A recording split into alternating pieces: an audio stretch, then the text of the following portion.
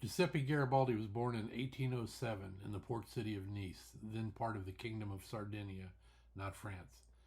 As a young sailor, he traveled across the Mediterranean, likely listening to the ideas of revolutionaries who believed Italy, then a patchwork of kingdoms, duchies, and territories controlled by foreign powers, should be united into a single nation. In his 20s, Garibaldi joined the Young Italy movement led by Giuseppe Mazzini, a group committed to liberating and unifying the Italian peninsula.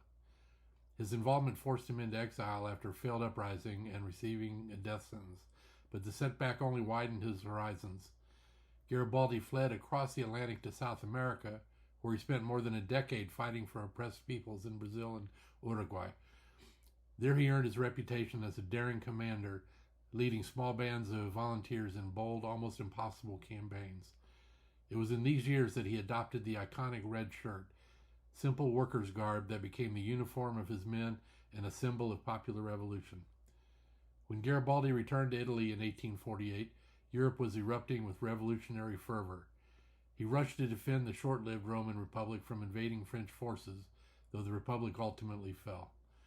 Forced into exile once again, he spent several years abroad before returning to the next great chapter in his life. When the War of Independence broke out in April 1859, he led his hunters of the Alps in the capture of major cities in Lombardy, including Varese and Como, and reached the frontier of South Tyrol. The war ended with the acquisition of Lombardy. With the kingdom of the Two Sicilies weak and unpopular, Garibaldi saw an opportunity.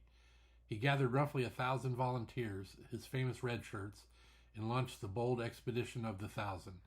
Against overwhelming odds, Garibaldi's small force landed in Sicily, won key battles, and swept northward through southern Italy in what seemed like a series of miracles. Town after town welcomed him not as a conqueror but as a liberator.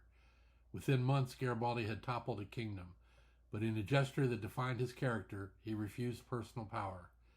When he met King Victor Emmanuel II at Teano, Garibaldi saluted the king and turned over his conquest to help form a unified Italy. He declined titles, riches, and political office, choosing instead to retire to the quiet island of Caprera. Garibaldi spent his final decades writing, farming, and championing social reforms, but the world remembered him for something far greater. He was the man who turned the dream of Italian unification into a living reality. A patriot, a romantic, a sailor, and a revolutionary who fought on 3 continents, Giuseppe Garibaldi became known as the hero of 2 worlds.